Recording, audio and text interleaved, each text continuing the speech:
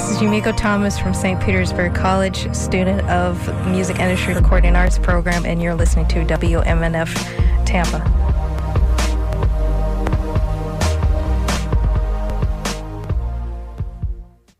The opinions presented on the Healthy Steps show are the evidence-based opinions of Dr. Fred Harvey, the callers, and his guests. These are not the opinions of the staff, the volunteers, or the board of WMNF.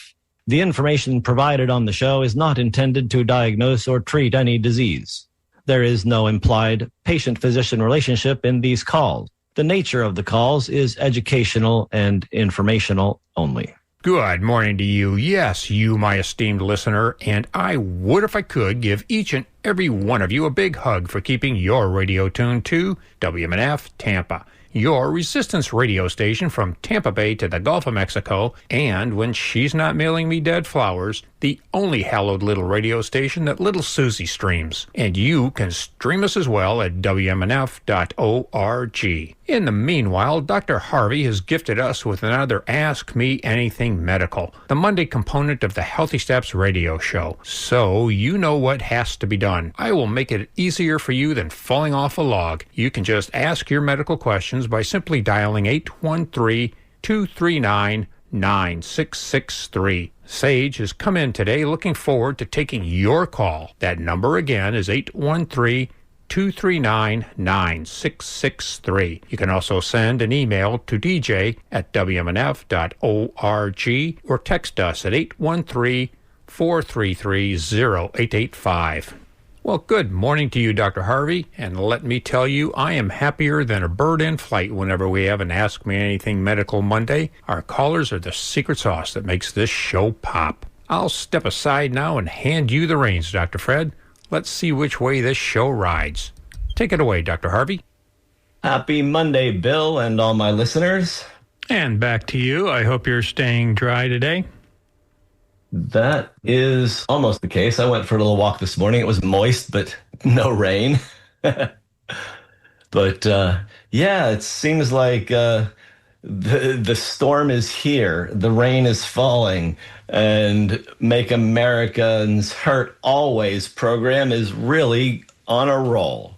But before that, I just wanted to mention that Amy Goodman always has some good stuff on there. And the lady on Democracy Now! That was mentioning that municipalities can act where the federal government can't or doesn't. Same thing goes for the state. Well, in Florida, municipalities can't ban single-use plastic bags because the state wants us to use more plastic, because obviously you're going to use more gasoline, and that helps the stock portfolio of all the people in the administration here in Florida, apparently, because for some reason we can't restrict single-use plastic bags here. Who paid Ron DeSantis and friends enough money to do that? But why? Why are we still enforcing pro-pollution measures?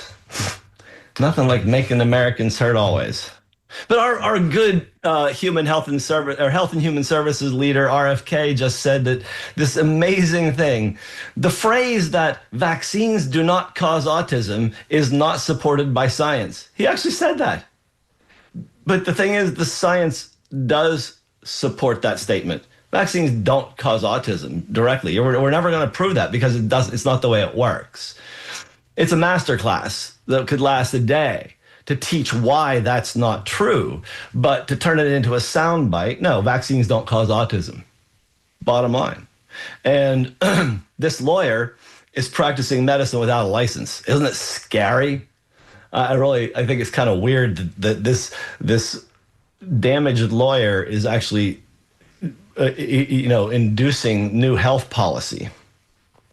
And it's like there's a really brilliant medical ethics professor that said about this whole issue, you can't prove that Coca-Cola doesn't cause autism either. You can't prove it doesn't cause it, but you can basically show that it's likely that it doesn't.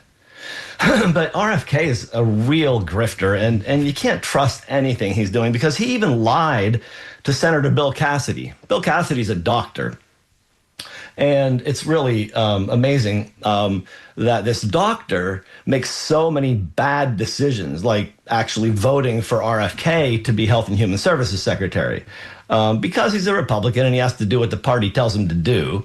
But he's not a very smart doctor, obviously, because he actually allowed this guy to become Health and Human Services Secretary. But, he actually had a deal that he voted for RFK as long as RFK did not remove the CDC statement that says that vaccines don't cause autism.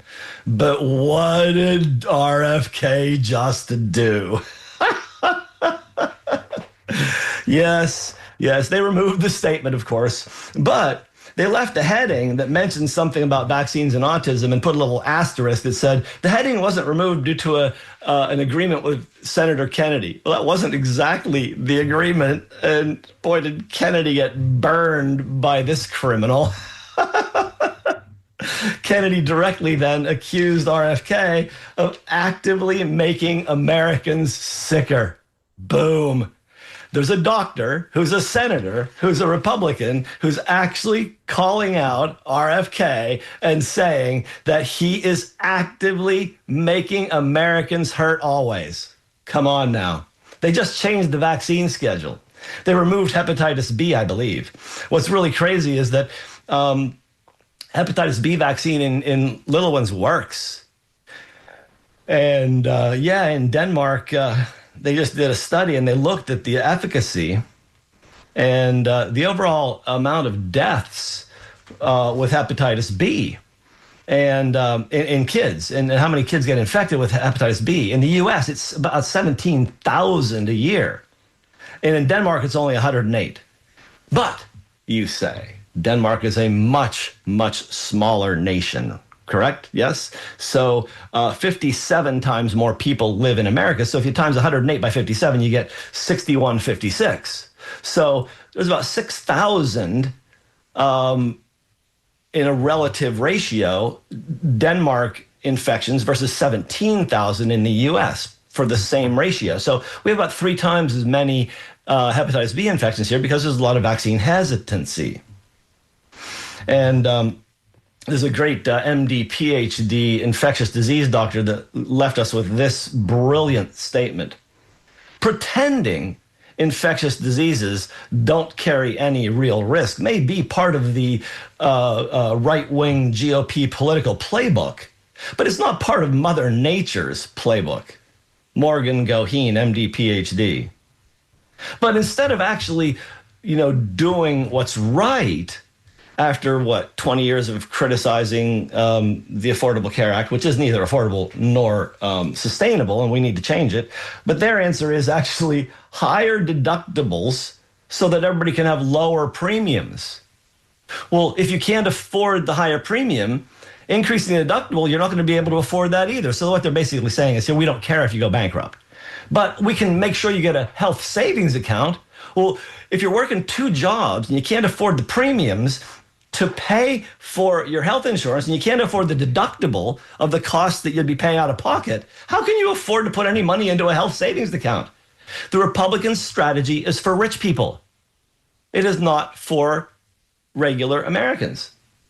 And so you have to understand that their purposeful neglect is exactly that. They don't care. They will tell you they care. They will tell you over and over again that they care. But they don't give one hoot about whether Americans have health care. In fact, they really do care because they realize that if Americans actually get more of this and their taxes have to pay for it, they'll be pissed off because that means they won't be able to hoard as many dollars. It's really distressing. But there's another end to this, and that is that the American system of delivery of illness care is so heavily invested in procedural medicine that we do all these things that aren't necessary and over again, rather than doing the right thing, like taking the pesticides and herbicides out of the food. Let's just start with the basics. That's really where we need to go. I like to talk about the basics on this show. This is the Healthy Steps Show, and I'm Dr. Fred Harvey. And we're so glad to have you with us today there, Dr. Fred Harvey. and this is the Healthy Steps Radio Show on WMNF Tampa. I've got Larry in Sarasota in the queue, but I would like to invite all of our listeners to participate today on the Ask Me Anything Monday show, where you get to address your medical questions by calling 813-239-9663. I have Sage answering the phones today. She came on in just to answer and say hello to you. That number again is 813-239-9663. And you can continue to send your emails to dj@wmnf.org. Good morning, Larry. How are you doing today down there in Sarasota? Hey, I'm doing fantastic. My question is, I've been reading a lot about parasites, and do or can parasites cause any type of cancer in a mammal or human body? And I'm gonna hang up and then listen to you on the radio. But thanks so much, Doc. You're welcome. Well, parasites are something that's a really interesting topic. We've coexisted with parasites for, millennia, since we were born. As we evolved, they've always been there. And in the modern era, we've developed a rather highly cleaned environment. And the environment in which we live is low in parasites. So when people get them, they're often quite remarkable. I think we coexisted with a lot of parasites on board for many years without actually having them cause too much in the way of demise. Obviously some parasites are really bad. Malaria is a horrible parasite. So there are different levels of different kinds of parasites. I think most people are talking about the parasites that are in the gut. Worms and things like that are really what show up on most people's radar because, Giardia causes diarrhea in campers and hikers and such. So we when you get diarrhea, you're pretty well aware of it. When you're dying from malaria, you're pretty well aware of it. But there are many other bugs or organisms that are sort of commensal. That meaning that they live with us. They're not necessarily pathogenic or harmful. And I've noticed this happens in certain people. Like there will be a parasite like Blastocystis hominis. You don't need to know a lot about it except that it's a commensal. It hangs out in people when they're ill generally. I've never found any evidence that it causes illness, and I've treated it based on the parasite theory in the past and never had anybody get better from treating it. And it always came back later when they were still sick. So it's an opportunist. It comes in when you're ill.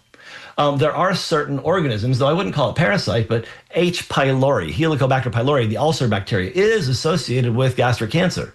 And so there are certain organisms that result in changes in our body that result in processes like cancer. And the reason that we believe that the H. pylori bacteria causes the cancer is that it causes chronic inflammation in the lining of the gut. The chronic inflammation causes the deterioration, the stress, the damage that changes the DNA and causes mutation and causes cancer.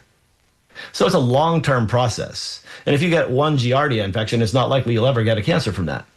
But what I've seen is that currently one of the most effective labs that I use for getting parasite data, Genova Diagnostics, their statistics show that they have about a 22% recovery rate on symptomatic patients. And they're very good at finding it. So if only 1 in 5 people approximately has the parasites when they're symptomatic, there are other things causing these symptoms. So I wouldn't focus on parasites as your biggest issue since we live in a very clean world here in America. Think of other possibilities. Okie doke. I've got Tom from St. Pete on the line, but that's not going to satisfy me. I'd like more callers on this kind of cloudy day. You are listening to the Healthy Steps Radio Show with Dr. Fred Harvey here on WMNF Tampa. And I cannot invite you with kinder words than thank you for participating and calling on in to 813-239-9663 to bring your medical questions or concerns to Dr. Fred. Again, that number is 813-239-9663, and you can continue to send your emails to dj@wmnf.org. Good morning, Tom. Good morning. And Hi there. I got it. How are you doing, Doc? Happy Monday. I'm doing great. I got a couple topics, so I'll start at the top, and you just cut me off when somebody else comes in. Okay, Tom. I wanted to start with this measles vax that people are hesitant about is, I think, the most dangerous of the propagandas, and that is because, as it's well established and everybody should know, measles is, I think it's the most contagious. Is it the most contagious one out there?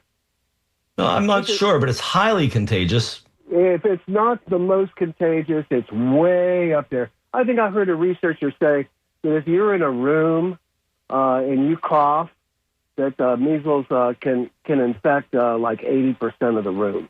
It's an astonishing number of people. If you're on a flight and one person has measles, it's over. I mean, it's unusual that anybody comes out of that. So at any rate, especially in Florida, where we have theme parks and all kinds of tourist destinations where people gather. Yes. The spread can be fast, and the second thing about measles is the death rate in babies. Yeah. I think it's 25% of all babies die if they get measles. It's way up there. It's one of the most deadly diseases a baby can get, and you cannot vaccinate a baby until 6 months old. I think 6 months my granddaughter was when she was vaccinated. Okay. So you got a triple whammy there for babies in Florida. A tourist destination. Tourism is our number one industry. I'm pretty sure in St. Pete for sure. So really, what you're saying here is, Tom, that everybody should be making sure that they get the MMR vaccine. Well, what I was saying, measles, mumps, and rubella, absolutely, because I think that those are the top three in contagion and deadliness. That's the reason that they're required in our schools. It's because children. It's because they cause developmental abnormalities in infants. So if the mother gets infected, the infant's changed forever. And so we really want to protect our society from long-term debilitating illness, long-term disability. Right. And children take the disease home to their baby brothers and sisters. Sure. And so, yes, having herd immunity for measles is a really good thing. And we're finding out that the disinformation campaign is working well. And don't you think that Vladimir Putin would be really happy if we had a measles epidemic in America? His propaganda is working really well.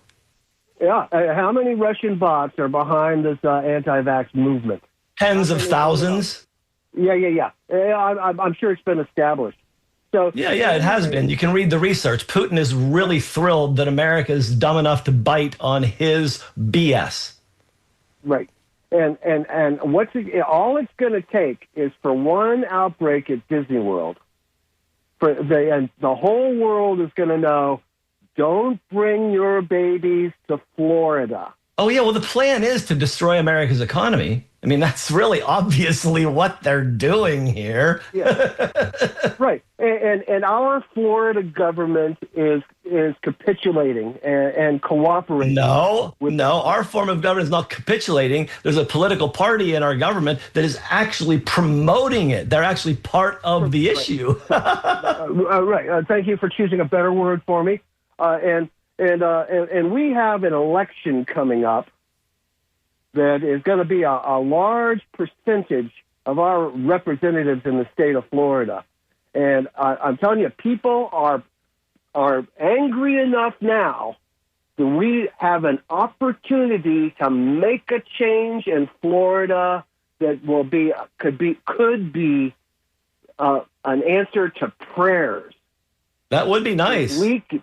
If we could change our Florida government, which is not going to be easy because we are gerrymandered as bad as any state. Yeah, but we've also had a huge influx of the people that really want to see this madness go on from the states that are really against this stuff going on. California and New York exodus to Florida has really changed the political dynamic here. So who knows what will happen next time? It would be beautiful to see the entire crew kicked out, but.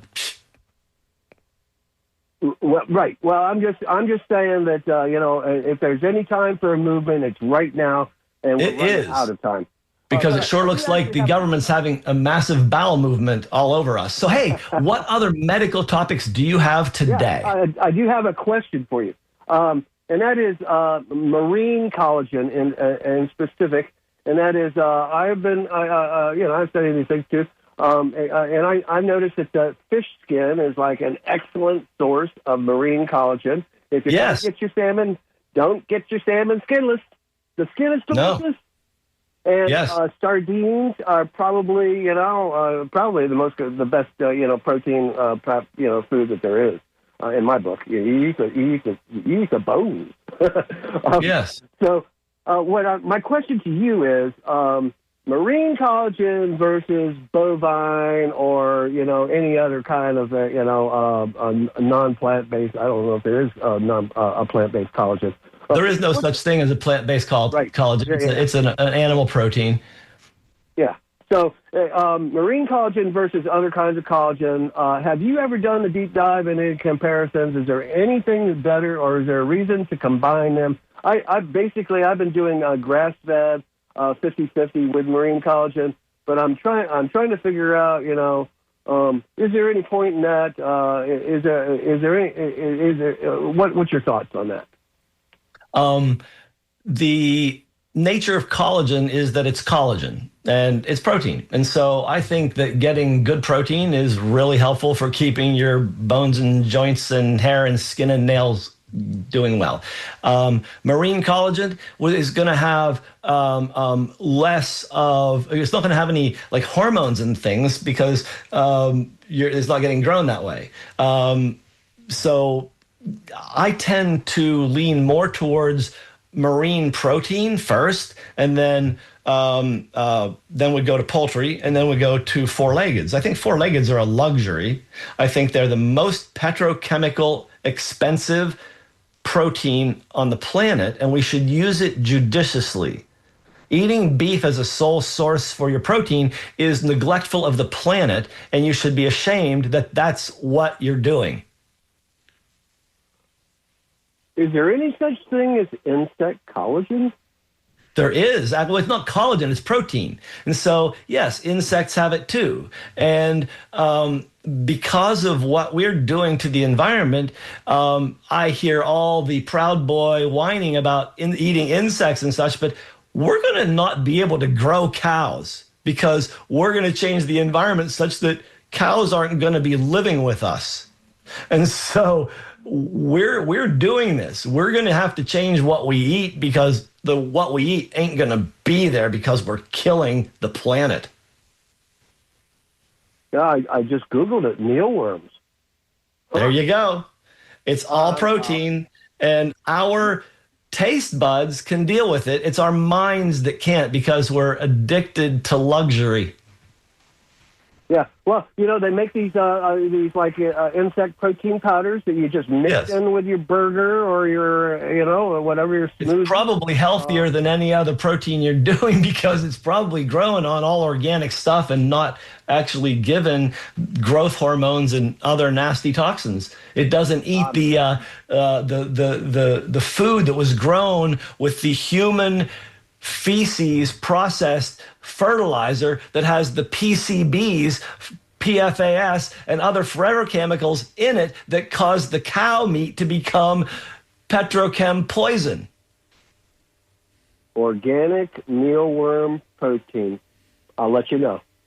Dude, let me know. I'd like to hear about it. I'm not diving in yet, but I have eaten some chocolate-covered grasshoppers in the past. Yeah, well, they were crunchy. I'm gonna dive into it. I'm gonna look into it and see what the feasibility of diving into it is. Seriously. You want to Hey. hear one last thing on RFK? What's that? Are you done? Go for it. Well, did you hear that he was doing acid and meth when he was 17 years old? He did earn his nickname. He did earn his nickname well. Anyway, thank you, Tom. Have a great week. Have great holidays, unless we hear back from you about the worms. Will do. I'll see you. Bye. Thank you very much there, Tom. And let's go to Jerry in St. Pete. Good morning, Jerry. Hey, good morning, guys. So, Doc, if you had one thing that you could reasonably, get accomplished under the current state of the union, so you say you could have one reasonable thing that could be accomplished to advance health in the United States of America, what would it be? National Health Service, Medicare for all. Okay, It's that simple. That makes sense. That's freaking simple. We need agree. to actually become a first world nation when it comes to healthcare. Stop being third world. This is hideous. Yeah, that I agree. But I mean, I guess that's it, isn't it? That's it. Do that first. Okay, great. Okay. Then we can talk about the other stuff. Somebody wave a magic wand. Yeah, exactly. Not with capitalism in the way.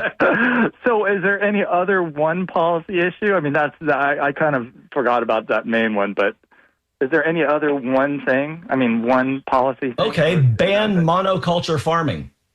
There you go. You're exactly correct. Two things. Monoculture, exactly correct. Yeah. Good enough. All right. Have a good day, man. Good job. You too. Have a great holiday season.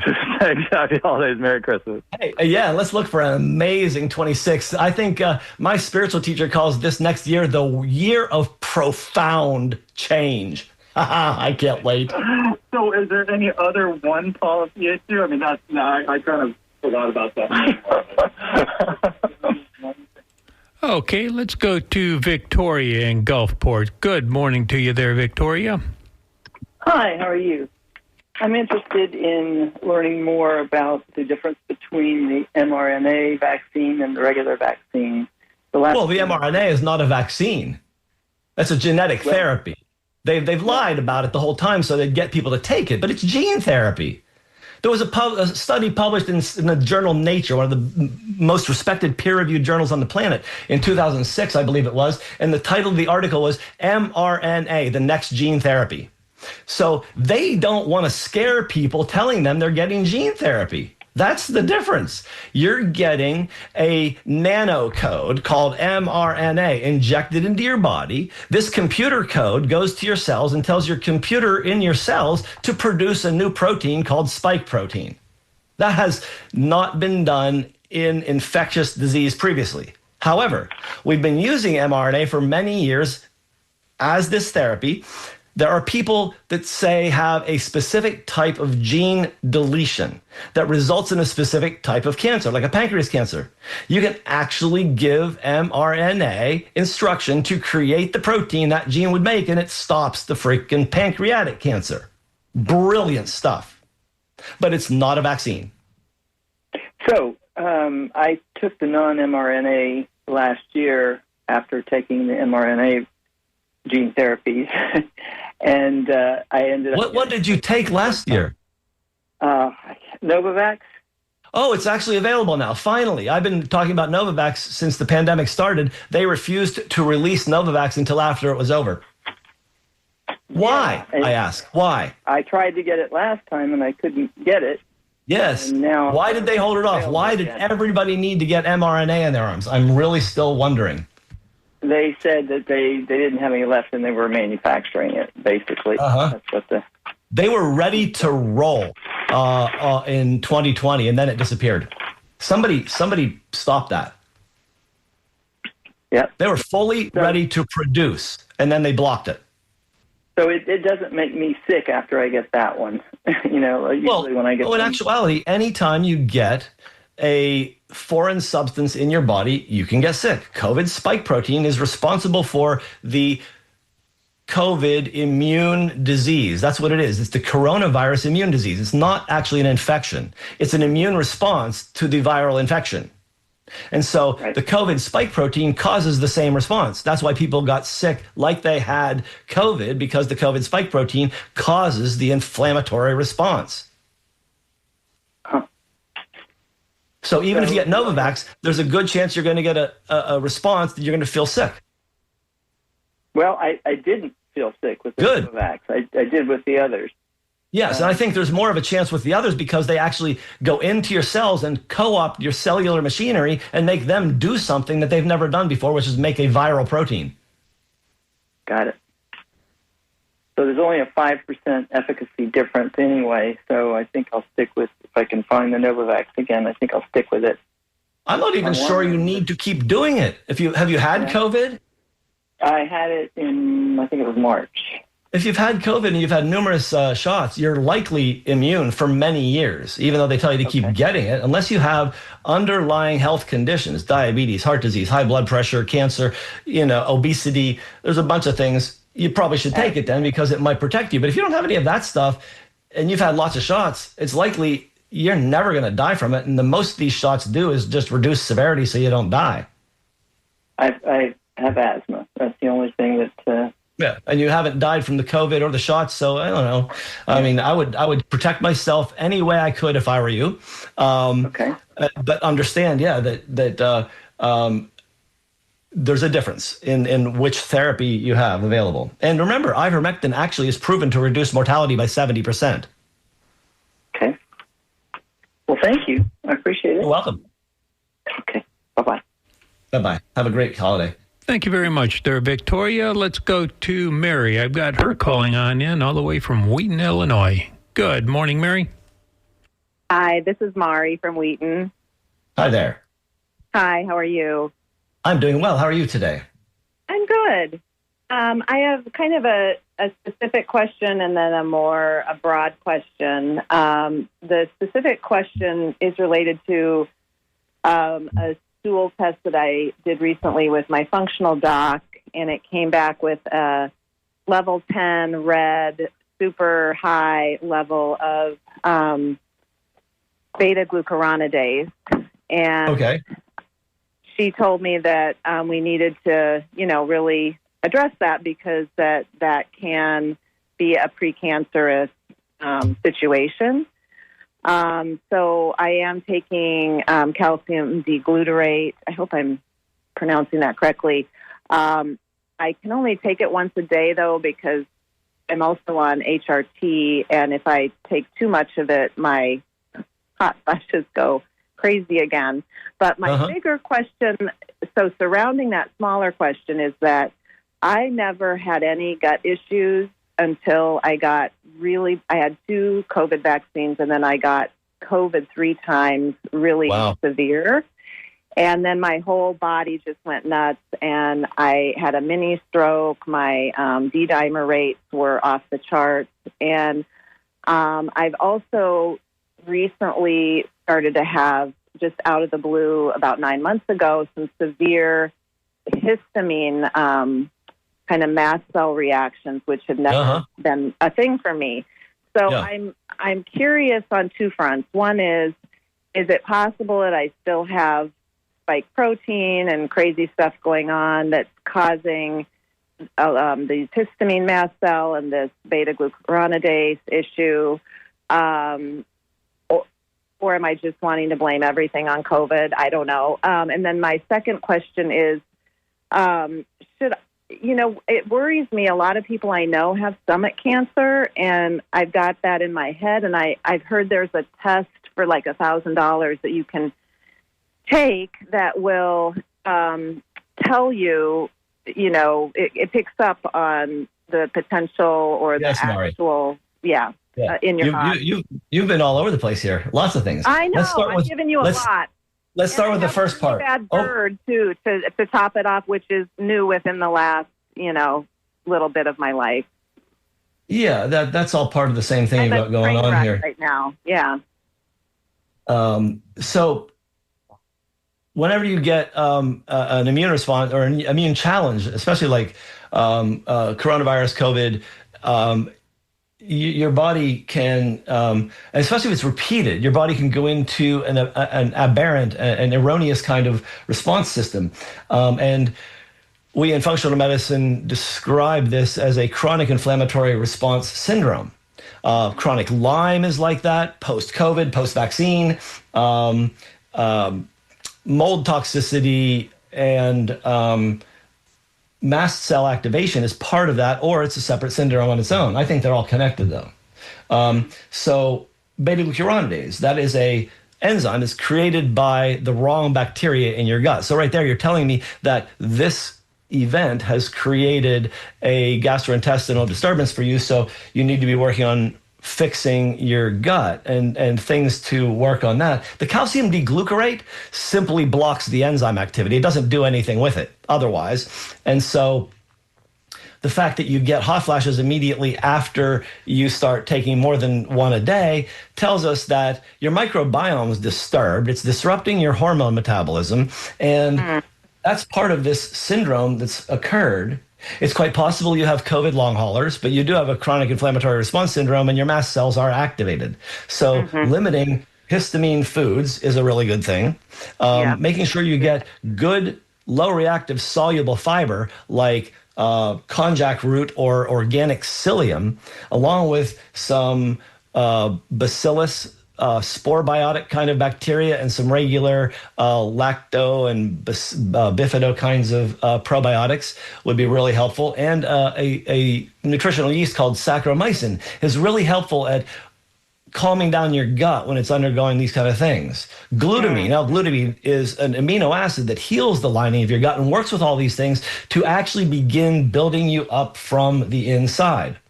And so eventually you won't need the beta-glucuronidase. But I think you deserve to look at a COVID long haulers test from Radiance Labs.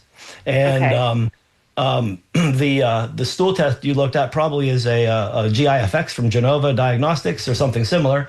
They also have a metabolomic test called the Nutra-Eval. And I think you deserve one of those too. The COVID long hauler, a Nutra-Eval, and work with your functional medicine doctor to implement some of this stuff to like look a little bit deeper. There are enzymes like diamine oxidase. I think it's available as, I'm blanking on the name of it, but diamine oxidase is an antihistamine for your gut. So is famotidine. Pepsid is an antihistamine for your gut, and it helps to reduce the reactivity from the GERD and the histamine reaction in your gut. Those would be better short-term things while I get to the root of it and get the gut health and make sure I don't need to treat more. Maybe I still have spike protein production or need to treat some of the long hauler stuff some more. Yeah, and basically when you look at the long haulers, you can just see how inflamed you are and where it is, and so you know which kind of extra nutritional chemicals or other things you need to throw on board to calm it down. Some people that do have ongoing spike protein, and you can actually test that with Radiance Labs too, they have a spike protein test. If it's still elevated, then you probably do need to get treated with either ivermectin or with Mariviroc, which is an antiviral that works for HIV, but it also works in the same system that holds on to this long-term COVID spike protein. So there's all kinds of things to do, but you need a doctor, go back to your functional medicine doctor and dive deep with this stuff because, you got stuff going on behind the scenes here.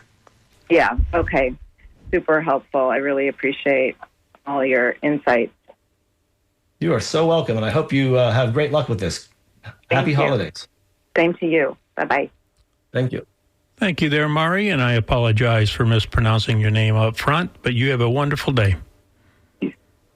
And let's go to Rick in Clearwater. Good morning, Rick. Hello. Hi there. Hey, how you doing? I'm doing well. How are you today, Rick? I'm fine, except I have a bit of a history of pancreatitis. And every time I've had it, which was total 4 times, basically they send you home on a liquid diet. Tell you you'll be fine in a couple days. The last time, the doctor sent me home, and I have a follow-up appointment with a GI doctor and so forth. What should I ask them as far as why. I think that's the thing. Doc, why do I have chronic pancreatitis? Because I know they're going to say, well, first you got to have a colonoscopy, because that's their cash cow probably. But we know what. Probably not colonoscopy, more likely upper endoscopy to look at the pancreas and you might have a problem with the drainage tube, the pancreatic duct, the gallbladder duct. They come together and come into the small bowel in a place called the ampulla of Vater, and that can get blocked by inflammation. And so you might have backed up pancreas. You might have a chemical that's causing it. Do you drink alcohol? Yeah, but not much. Okay. If you have 4 episodes of pancreatitis, I would abstain completely, because it's such a horrible irritant for the pancreas that you don't want to induce it with that. Mm-hmm. Okay. But I have heard about enzymes therapy. Yes. Is there anything to that, or? There is, absolutely, because people with chronic pancreatitis often get exocrine pancreatic deficiency. And that means that exocrine is when you excrete things. And so when you put a pile of food in your stomach, your pancreas responds by excreting some bicarb to neutralize the acid. And it also adds some enzymes to help digest the protein, fat, and carbs. And it also has endocrine function in that it puts out insulin. And so all this can be damaged by chronic pancreatitis. So that's why it's really important to pay attention to what's going on there. Gluten can cause pancreatitis. So you actually really deserve someone to look at a full stool test on you, like the GIFX test from Genova Diagnostics, which it's likely your gastroenterologist will not do, but they will do a stool test to check for your enzymes if you have chronic pancreatitis, because that's one of the main symptoms. You lose your ability to digest stuff because you don't have enzymes, and then you have to take supplemental enzymes. So yeah, you got to get to the gastroenterologist, but you might want to see a functional medicine doctor for food sensitivity testing, for gluten sensitivity testing, and also the metabolic testing. And metabolic testing is what again? That there's one called the Nutra-Eval, but there's a bunch of other stuff that talking to a functional medicine doctor, you're going to get into a deeper discussion. And so I would suggest that you let the functional medicine doctor order his tests, because he'll need to augment what the gastroenterologist is going to miss. Okay. Well, I guess I'll just hear what they have to say and go from there. Best wishes. Hope you feel better. Thank you very much. Appreciate it. Have a great day. You're welcome. Well, thank you there. I've got Sophie from Atlantic Beach on the line. Good morning, Sophie. Good morning. Thank you so much. I'm excited to be on. I wanted to ask you, Doctor, if I went off my thyroid medication about 3 months ago, I think. How do you feel? Well, I actually don't think I feel good. I was put on in 2014 when I was trying to get pregnant, and ever since I was asking to come off, and they said, no, once you're on it forever. And for the first time ever, I'm from Australia. All the doctors in Australia kept me on.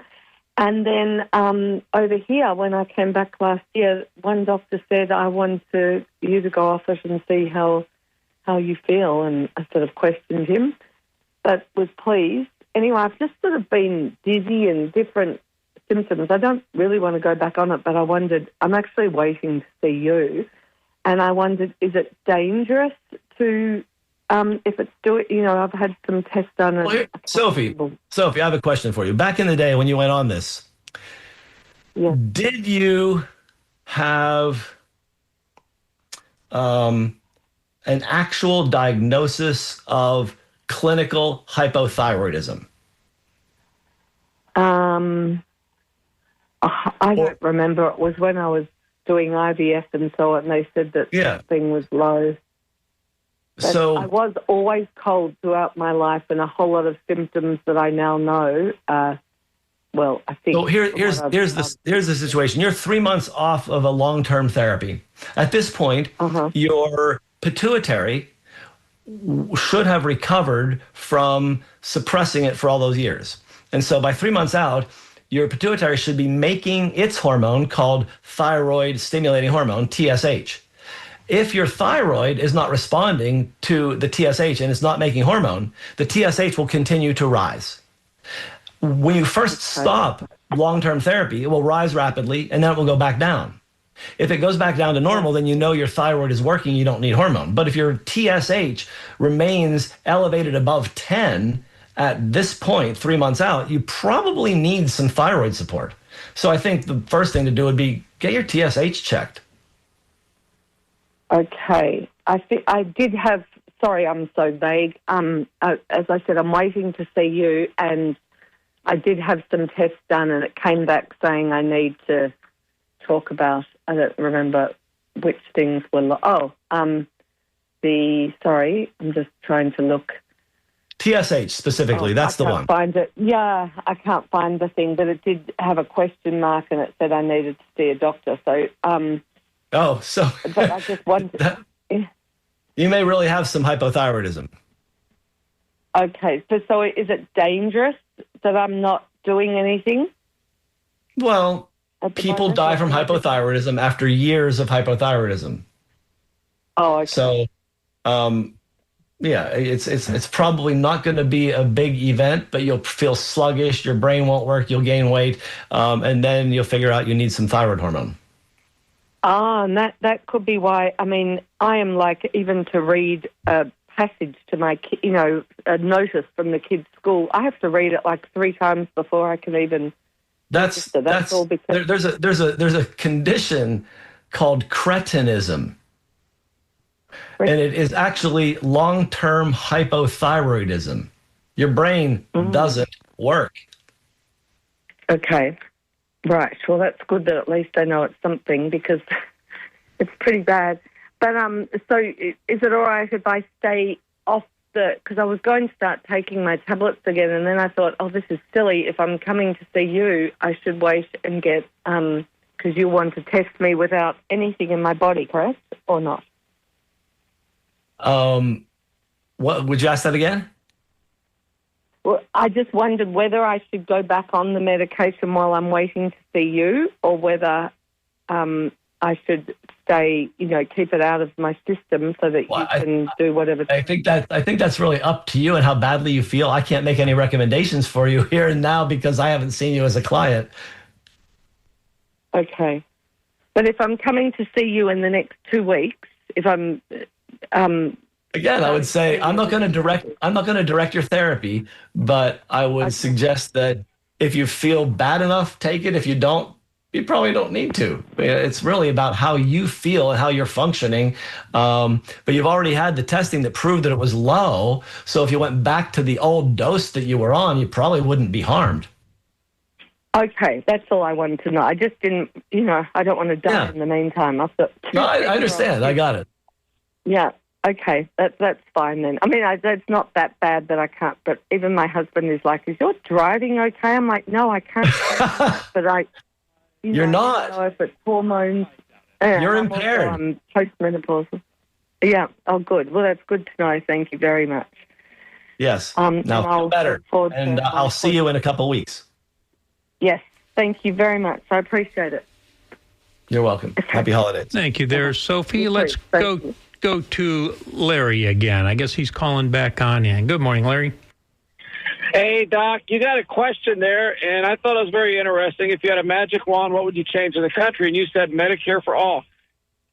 If you could give me 2 industrialized countries that do a great job with that, as an example of what you would base it on, I'd like to know.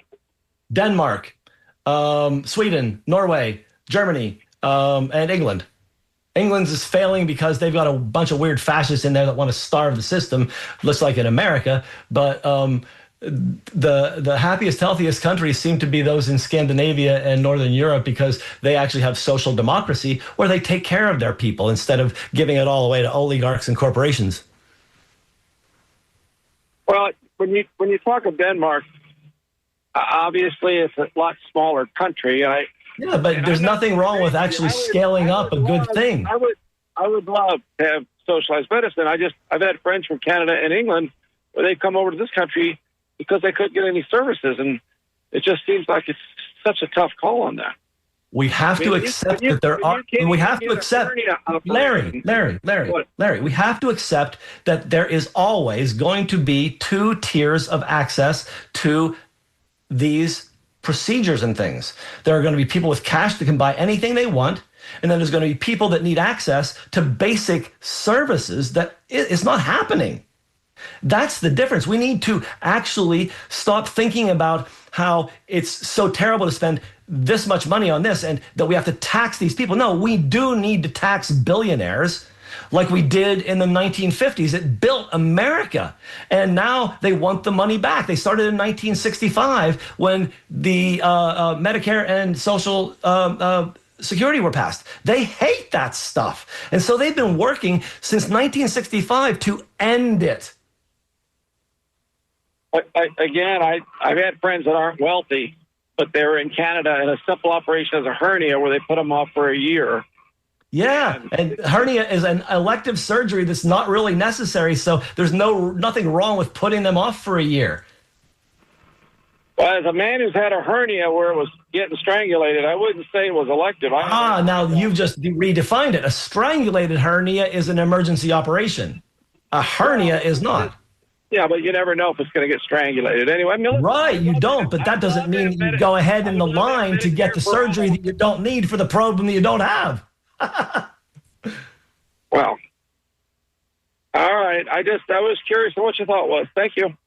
Yes, I know. A lot of people don't like it when you really have to focus on the truth of not enough money to do everything for everybody all the time. And we really need to actually understand that rationing is real. Death panels are going to be real. We're going to have them because we just aren't able to do millions of dollars worth of end-life care on people that are going to die anyway.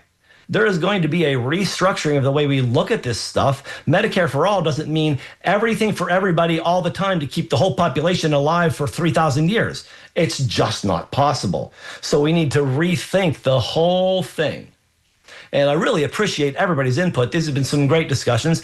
The season is a beautiful season. I want to keep focusing on uplifting health. Next week, we're going to have a special show with a best of again. I won't be available next week, but the following weeks and through the end of the year, I'll be here. If you folks have any actual requests for anything you'd like me to talk about, I will, but I'll keep working on exposing the lies of the current fake healthcare administration and pointing out the problems that we have in focusing on illness care instead of well-being. And we'll keep working on it. In the meantime, I really want to thank Bill for producing the show in-house. It's such an asset for me not to have to drive there. And I really want to thank, who is it? Sage. Sage is on the phones today. Thank you. And thanks to all you listeners and callers, because the engagement's absolutely what I love. I love to help everyone understand things better. And I try to do a really good job of finding more information for you every week. Have a great holiday season, and I'll talk to you in 2 weeks. And thank you, Doctor, for a very good show, and Sage for answering the phones for us. And to all of our listeners and participants, you made this show very special. And coming on up next is the Sustainable Living Show, hosted by today. Tanya is going to be the one leading the charge. And so until next Monday at 10 a.m., thank you for supporting and listening to the Healthy Steps Radio Show with Dr. Fred Harvey, here on WMNF Tampa.